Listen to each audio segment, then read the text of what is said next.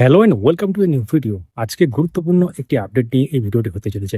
আজকে মহামান্য সুপ্রিম কোর্টের ডিএ মামলার যে রায়দান সেটা ছিল এবং নির্ধারিত সময়ে কিন্তু এই রায়দান হয় এবং প্রায় ১২৪ পাতার কিন্তু অর্ডার কপি সামনে আসে এবং সেই অর্ডার কপিতে কি আছে পুঙ্খানুপুঙ্খভাবে আপনারা বাংলাতে জানতে পারবেন। অর্থাৎ অর্ডার কপির সম্পূর্ণ বাংলাতে বিশ্লেষণ থাকবে। তো বকেয়া ডিএর 25% মেটাতে হবে এবং আরও অনেক তথ্য উঠে এসেছে, সেটা আপনারা জানতে পারবেন। অবশ্যই আমাদেরকে ফলো বা সাবস্ক্রাইব করে রাখুন, পরবর্তী আপডেটগুলো তাহলে মিস করবেন না। শুরু করা যাক। তো আমরা চলে এলাম অফিসিয়াল যে জাজমেন্ট কপি মহামান্য সুপ্রিম কোর্টের, সেখানে। তো দেখতে পাচ্ছেন এটা ১২৪ পাতার একটা জাজমেন্ট কপি এবং এই ১২৪ পাতার জাজমেন্ট কপি একদম লাইন বাই লাইন আমরা বলবো না, এটার মধ্যে কি সারাংশ উঠে এসেছে সম্পূর্ণ বাংলাতে আপনারা জানতে পারবেন। যদি আমরা এই পাতার পর পাতা পর্যালোচনা করি বা ট্রান্সলেট করে বলি বাংলাতে, তাহলে ভিডিওটা অনেক লেন্দি হয়ে যাবে এবং সেক্ষেত্রে অনেকের বুঝতেও অসুবিধা হতে পারে। সেই জন্য এটা সারাংশ আমরা এই ভিডিওর মাধ্যমে শেয়ার করবো। দেখতে পাচ্ছেন ১২৪ পাতা এবং এই অর্ডার কপি ডাউনলোড করতে চাইলে আমাদের টেলিগ্রাম চ্যানেলে গিয়ে পেয়ে যাবেন। আপডেট মাস্টার 4 লিখে সার্চ করুন, টেলিগ্রাম পেয়ে যাবেন। ডেসক্রিপশানে লিঙ্ক দেওয়া আছে। যারা ইউটিউব থেকে দেখছেন অবশ্যই ডেসক্রিপশান চেক করবেন। তো এখানে অনেক ব্যাপার নিয়ে কিন্তু বলা হয়েছে এবং এটা কিন্তু অনেকগুলো পয়েন্ট আকারে কিন্তু আছে। তো চলুন বাংলার তাহলে জেনে নেওয়া যাক এই অর্ডারে বা এই জাজমেন্ট কপিতে কি আছে। তার আগে একটু এখানে দেখাই আমরা ডাইরেকশনস অ্যান্ড কনক্লুশনসের জায়গাটা। Apropos to the above we pass the following order. 59.1 কি আছে? The appeals are partly allowed. 59.2 to receive DRN allowance is a legally enforceable right that has accrued in favor of the respondents employees of the state government of West Bengal.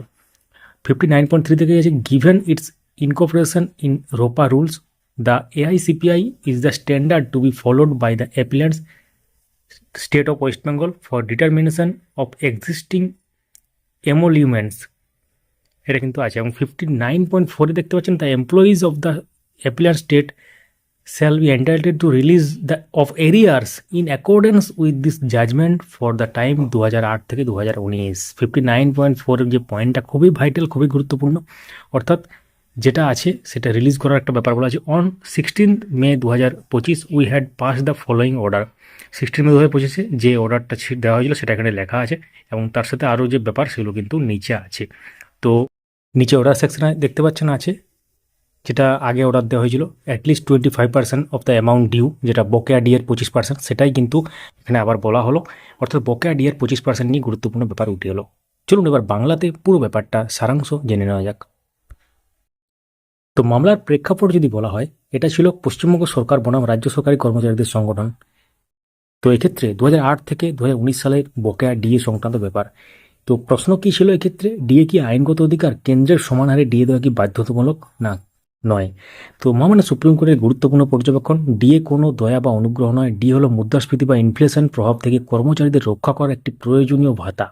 Article 21 জীবন ও মর্যাদার অধিকারের সঙ্গে DA যুক্ত। ন্যূনতম জীবনযাত্রার মান বজায় রাখতে DA অপরিহার্য। তাই ডিএ মানব মর্যাদা বা হিউম্যান ডিগনিটির সঙ্গে অঙ্গাঙ্গিভাবে জড়িত। এআইসিপিআই অনুযায়ী ডিএ নির্ধারণ বাধ্যতামূলক। রাজ্য সরকার নিজেই রোপা রুলস এআইসিপিআই অর্থাৎ 1982 হিসাবে গ্রহণ করেছে। ফলে এই সূচক অনুসরণ না করার কোনো সুযোগ নেই। অর্থাভাব দেখিয়ে আইনগত অধিকার অস্বীকার করা যাবে না। টাকা নেই এই যুক্তিতে ডিএ না দেওয়ার গ্রহণযোগ্যতা নয়। কেন্দ্র রাজ্যের ডিএ বৈষম্য প্রসঙ্গে কী বলা হয়েছে? যে কেন্দ্র বছরে 2 বার নিয়মিত ডিএ দেয়, রাজ্য মাঝে মাঝে ডিএ দেওয়া বন্ধ বা বিলম্ব করেছে। আদালতে বলেছে নীতিতে মিল থাকলে প্রয়োগও মিল থাকতে হবে। আদালতের বা মহামান্য সুপ্রিম কোর্টের চূড়ান্ত নির্দেশ, রাজ্য সরকারকে এআইসিপিআই অনুযায়ী ডিএ হিসাব করতে হবে। বকেয়া ডিএ পরিশোধের জন্য নীতি বা কমিটি গঠন করতে হবে। ডিএ প্রদানে অযৌক্তিক বিলম্ব করা যাবে না। তবে কেন্দ্রের হুবহু সমান হারে ডিএ দেওয়া বাধ্যতামূলক নয়, কিন্তু হিসাবের ভিত্তি অবশ্যই এআইসিপিআই হবে। সবথেকে গুরুত্বপূর্ণ বার্তা, ডিএ একটি আইনগত সাংবিধানিক অধিকার। বিলম্ব বা অস্বীকার এক্ষেত্রে কর্মচারীদের মর্যাদার লঙ্ঘন করা হয় এক্ষেত্রে। তো আগে যে জাজমেন্টে এসেছিলো সেই জাজমেন্ট অনুসারে যে 25% যে ব্যাপার ছিল, সেই 25% পরিশোধের একটা ব্যাপার কিন্তু এখানে আছে এবং 25% বলতে বকেয়া ডিএ 25%। এবং এখানে যদি আমরা জাজমেন্ট কপিতে যাই, দেখতে পাচ্ছেন যে পেড বাই 31 মার্চ 2026। তো এই ব্যাপারটা কিন্তু উল্লেখ্য। অবশ্যই ভিডিওটি লাইক করুন, সবার সাথে শেয়ার করুন। Thank you so much for watching. আপনাদের মূল্যবান মতামত কমেন্টে জানাতে ভুলবেন না।